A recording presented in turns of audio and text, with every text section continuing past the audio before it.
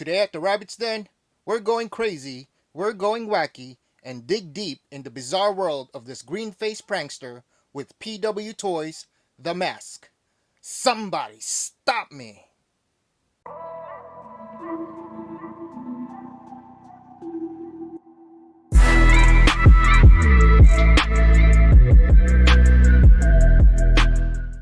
Welcome back everyone to the Rabbit's Den. I am your host Marco, aka Rabbit, and today we're going to take a look at third-party toys, aka unlicensed toys. Now, this is my first time digging into unlicensed toys, and since they are unlicensed, most of the time it's really hard to pinpoint if you're going to get a good quality or a bad quality product, and it's really a gamble, especially when most of these third party companies are from Asia, which uses the same mold but made in different factories, and sometimes quality is lacking or the accessories are lacking. So you really have to do research before jumping into buying one. Now I have here for you is the PWToys or Pocket World toys of the figure The Mask or just Mask, which was based on a 90s comic book which later on mid 90s became a movie starring Jim Carrey and Cameron Diaz. And Jim Carrey's character got a hold of the mask of Loki, which we all know is the god of mischief. But we'll talk about more about the movie as the review goes. Now let's look at the box first. Now a quick look at the box. Nothing really major, really basic. As I mentioned, these are unlicensed figures, so the companies don't really put anything on it to increment them as far as legal stuff. So right on top, we have the 1/12 scale collectible figure, mask. On the bottom, Pocket World Toys, product number. On one side, we just have the mask, nothing else in there.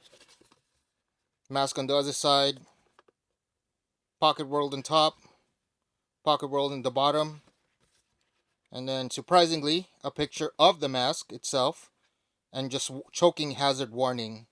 Nothing really legal, as again, nothing that they can put there as far as legality. Pocket World, then made in China. So yeah, that's the box for you. Let's look at the figure now. Now looking at the figure, let's bring him up close. Really digging this. I mean, just the head sculpt.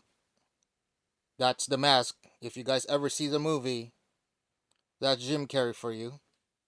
As I mentioned, Jim Carrey's character in the movie got a hold of this mask that he found on the harbor. And when he wore it, he turned into this zoot suit character with this green face with big teeth. And he's pretty much, as I mentioned earlier, the mask was Loki's mask.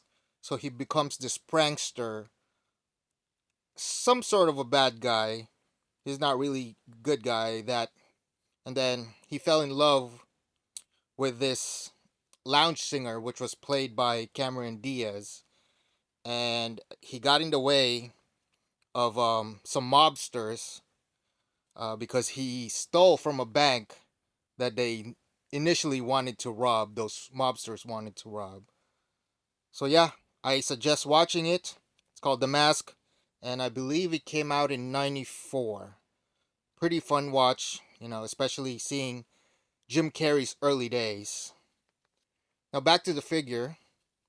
As I mentioned, he has this zoot suit. Looking at the shoes, definitely fits him.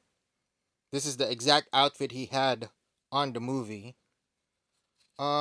Material wise, it seems like it's one of those car towels. I think I think they're called the absorber. So if you ever touch one of those, this feels like a thinner version of it. So I mean, like what I said, third party, so not the best quality products that they will use on it. But the cut seems good. The stitching seems good. Love the little details. The little handkerchief on his pocket. The inside of his coat. Dalmatian print. Love that. The little tie. Really thin, just like single layer material that they cut, but it looks like the one from the movie. Loving the suspenders inside. That's great detail for me. And the pants of the zoot suit, definitely fitting. Now looking at the back, nothing major in there. He has this little details, buttons on the back, and then on his cuffs, he has the cufflinks in there, which is pretty nice detail. So yeah, I mean, pretty basic suit, zoot suit, and I'm really digging it since it does look like it came straight from the movie. Love the yellows, love the blacks, and definitely love the head sculpt. Really looks like the character himself. So that's a quick look at the figure. Now let's check on articulation. Starting at the head, I've noticed that there's no cut on the base of the head. So articulation is on the bottom of the neck. So let's see. So as you can see, the head and the neck is just one mold. So that's pretty good. So most of the articulation will come on the base of the neck. But you can go left, right, 360. You can look up that much, down that much without popping it off. Unfortunate that there's no tilt. Well, he can tilt on the base. So we have that, but I'm used to having just the head tilting, but not the whole head. Shoulders. He does have T-pose. Don't want to overstretch the material too much.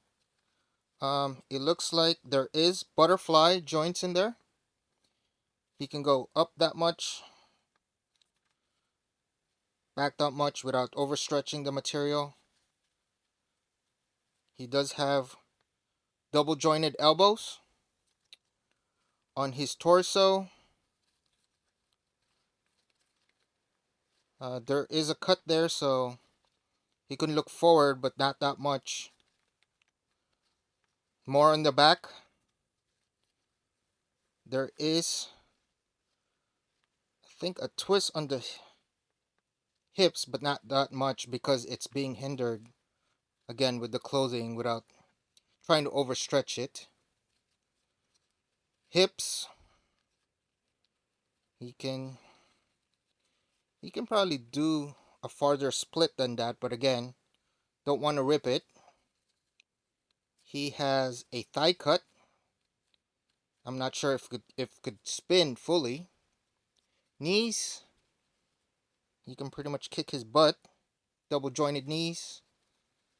And on the ankle, he does have a cut, as you can see there, so you can rotate.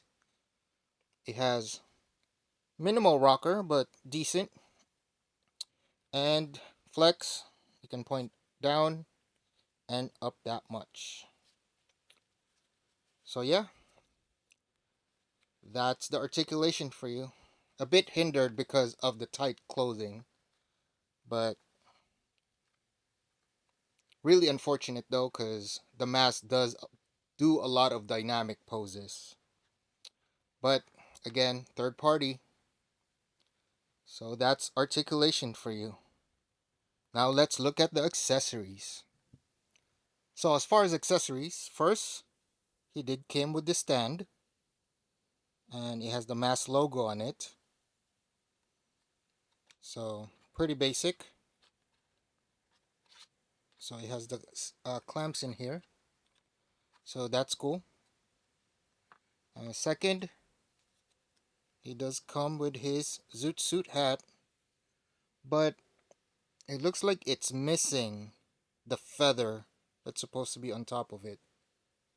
But it should fit right on his head.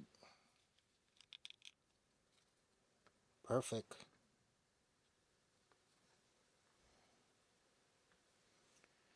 Now next, it does come with the mask itself, which is supposedly Loki's mask. So pretty decent detail. You know, it's supposed to be wood, so it has all the lines for wood, and the middle part or the nose bridges is metal. So that's cool. Not much detail on the inside though. But yeah, so this is what Jim Carrey's character, which was Stanley Ipkiss, I think is the name. Ipkiss. Stanley Ipkiss. That he wore and then turned into this the mask character. He does come with 5 set of hands, including the one he's have now. Uh, he has an open palm, so we get 2 of those. 2 open palms. We get 2 holding hands. We get 2 of this pinching fingers, and I'll show you why he has that in a bit. And lastly, I guess expressive hands that he can hold things in it. So that's that.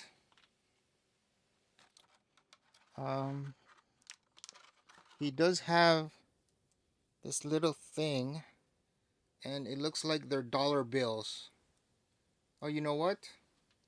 This hand is meant to hold them, because in the movie he found out a bunch of hundreds. So I'm not gonna open that, but there are tiny little dollar bills in there. I'm assuming to scale to 112. Um, on the first scene that he turned into a mask, he has this alarm clock, pretty detailed, gold painted in the back. And at the same time, that clock was animated in the movie, was trying to, and he was annoyed by it ringing, so he pulls out a giant mallet, well, not really giant, but a mallet, and he tried to hammer the alarm clock with it. So that's pretty cool that he came with it.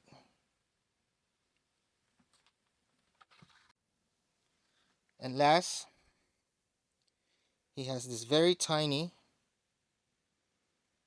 horn that when he honked in the movie, sorry, I don't have a tweezer with me. I hope you guys could see that. But when he honked in the movie, it was really loud. So the way the hand I showed earlier, those pinching fingers in the movie,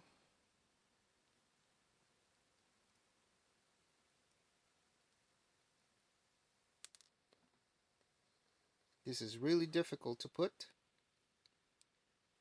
You have to put it the proper way. But just to show you guys, I'll put the, I can't even use that. So he had it like that in the movie. So that's pretty nice touch to have in this figure. Let me see if I can put it on his hand. So removing it is just popping off.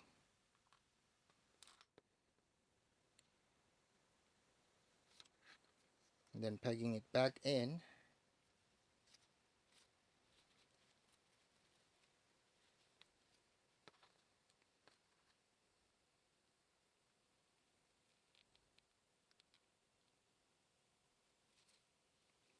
So just like that. That's pretty cool.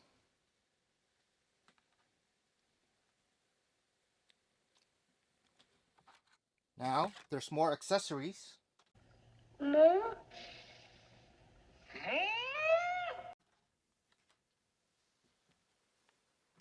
the mask did have a dog in the movie, and at some point, his dog, I believe his name was Milo, as you can see here, he wore the mask. That is pretty cool. That's exactly how Milo looked in the movie. Unfortunate that it doesn't look like this figure is articulated in any way. The head doesn't tilt or anyway, so it's just a stationary. It's technically an accessory then, but that's pretty cool to have. He came with 3 bank bags. So it says Edge City Savings and Loan, and as I mentioned earlier, he did rob a bank, so he was carrying 3 bags full of money. So I love this accessory. Now, lastly, he does come with an alternate head, which is a howling wolf. Now, there is one scene in the movie where the first time he saw Cameron Diaz in the singing lounge as the mask, and he transformed into this howling wolf, obviously howling at Cameron Diaz. Now, at the same time, he is the mask, so there's an alternate cap or hat that fits him. So that's a cool detail to have. Again, unfortunate that it's missing the feather. Now, the way we replace that, again, we pop the head and pop on the howling wolf's head. He's kind of looking up instead of looking forward, which is fine. So that completes all the accessories. A lot for a third party figure, so I hope so, because as far as price, he did come close to $100, so having all these accessories is worth it. So that's it for accessories. Now let's do some size comparisons. Now here is next to a Python Patrol G.I. Joe classified bat and a G.I. Joe classified Outback. He's a bit smaller than they are, or actually just the bat is just a bit taller, but about the same size as a G.I. Joe classified. Here is next to a NECA Hornhead Predator. Definitely the NECA towers him. Here is next to a custom McFarlane Superboy. Again, McFarlane runs 7-inch compared to, I'm assuming this is a true 112 6-inch. Here he is next to a Mythic Legion Skeleton Builder and a Mythic Legion Templar Knight. So Templar tends to run, or I should say Mythic Legion tends to be taller than most 112 figures. Here he is next to a Black Series Paz Vizsla or Jon Favreau, about the same height. And lastly, here he is next to a Mezco Krieg. A little bit shorter than a Krig, but they can do a dance crew with matching yellows. And that's it for size comparisons. There you have it, folks.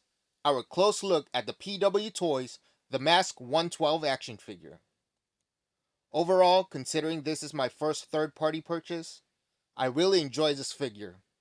Everything about it just screams the Mask. From the amazing head sculpt, to his yellow zoot suit attire, down to his shoes. It's practically the Mask in action figure form. A few minor gripes here and there, like quality of the materials on the soft goods, the lack of articulation on the upper neck definitely sucks, and the missing feather on his hat was really a bummer. And I wish it came with a human form of Stanley Ipkiss, but I guess that would need some close likeness to Jim Carrey. But other than that, really great figure, and I will definitely consider buying more PW Toy products. How about you guys? Have you dived into third party figures? Do you think this mask figure is close enough rendition of the mask? Let me know what you guys think down in the comment section below. Well, it was a pleasure doing this review for you guys, and I hope you enjoy the video. If you did, please make sure to hit that like button, make sure you comment, and if you haven't subscribed to my channel, please do so and hit that bell notification to be informed of future toy reviews that I upload. So in behalf of the mask, this is Rabbit, and I'll see you next time on the Rabbit's Den. Peace.